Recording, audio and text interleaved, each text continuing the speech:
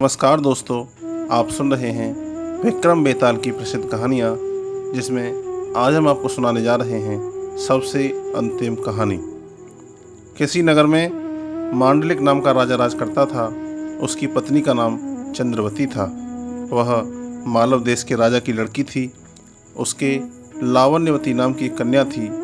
जब लावण्यवती विवाह के योग्य हुई तो राजा के भाई बंधुओं ने उसका राज्य छीन लिया और उसे देश निकाला दे दिया। राजा रानी और कन्या को साथ लेकर मालव देश की ओर चल दिया। चलते चलते रास्ते में एक जंगल पड़ा। उस जंगल में भील रहते थे। भीलों को देखकर राजा ने रानी और बेटी से वन में कहीं छुप जाने के लिए कहा।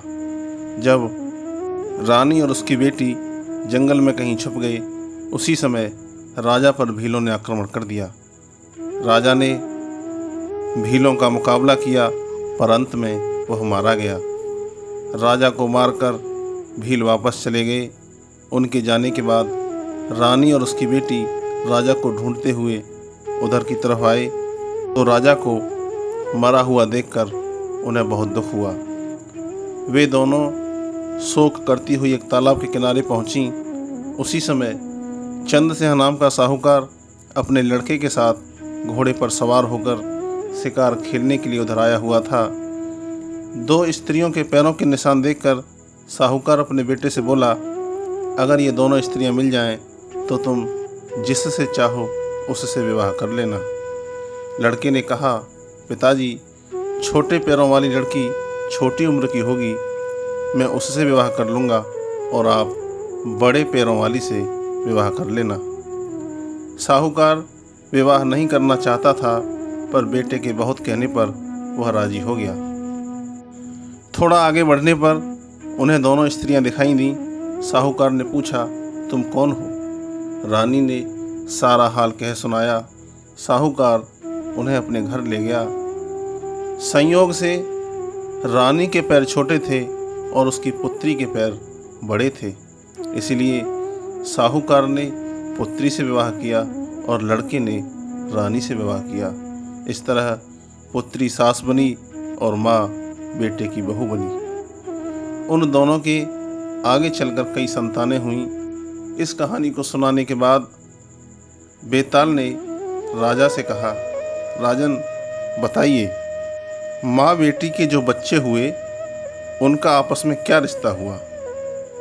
यह सवाल सुनकर राजा बड़े चक्कर में पड़ गया। उसने बहुत सोचा, पर जवाब न सूझ पड़ा, इसलिए वह चुपचाप चलता रहा। बेताल यह देखकर बोला, राजन, कोई बात नहीं, मैं तुम्हारे धीरज और पराक्रम से बहुत खुश हूँ। मैं अब इस मुर्दे से निकल जाता हूँ।